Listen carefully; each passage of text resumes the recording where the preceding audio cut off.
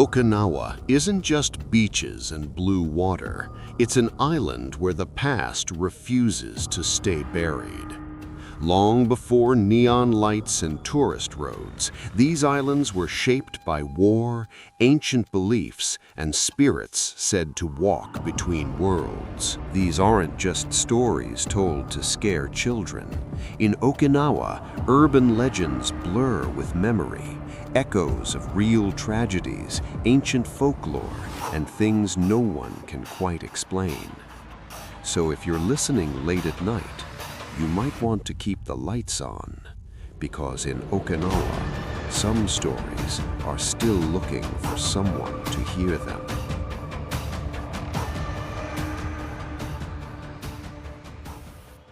The fishermen in northern Okinawa still tell this story in low voices, usually after the second drink. Never the first, because the first time you hear about a Kijimuna, it sounds almost harmless. There's a stretch of road just past the old villages near the jungle line where the air changes. Not colder, not quieter, just heavier. That's where it happened. A man no one uses his real name anymore had just moved to Okinawa for work. He rented a small, aging house tucked behind a line of dense trees. The landlord warned him about typhoons, mold, and snakes, but never about the tree. Behind the house stood a massive gyubaru, or banyan tree, so wide its roots looked like twisted legs frozen mid-step. It leaned slightly toward the house, like it was listening. At night, the man began to hear something, not outside. On the roof, soft footsteps, light, quick, barefoot. At first he thought it was cats, but these steps, they weren't random. They moved with purpose, back and forth, waiting. Then came the giggling, high-pitched, childlike, too close. The first time he saw it, it wasn't at night. It was late afternoon. He noticed movement in the banyan tree. A small figure crouched on one of the thick branches.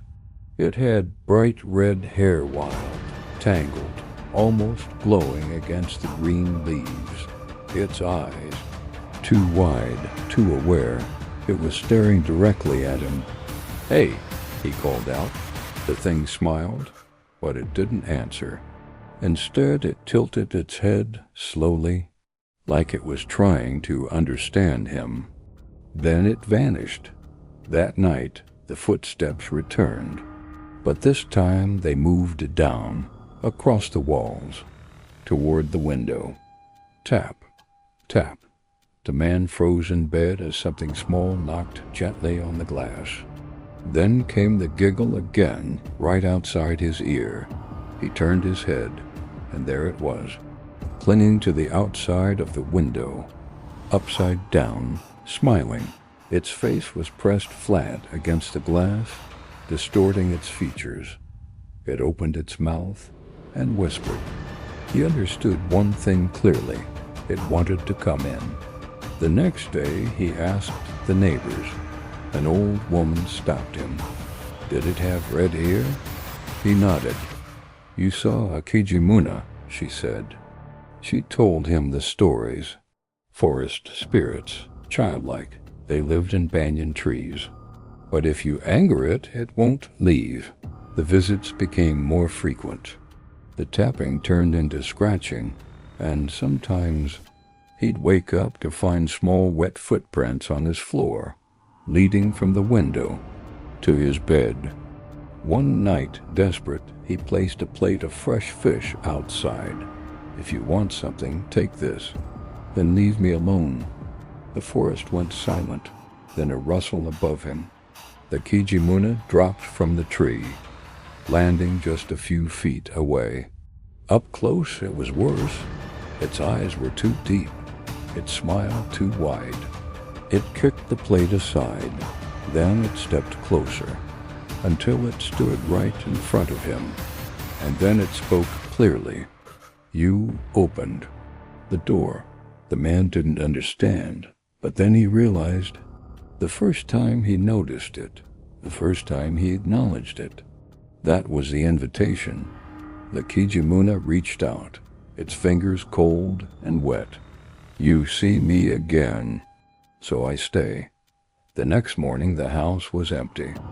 Just small wet footprints leading from the front door.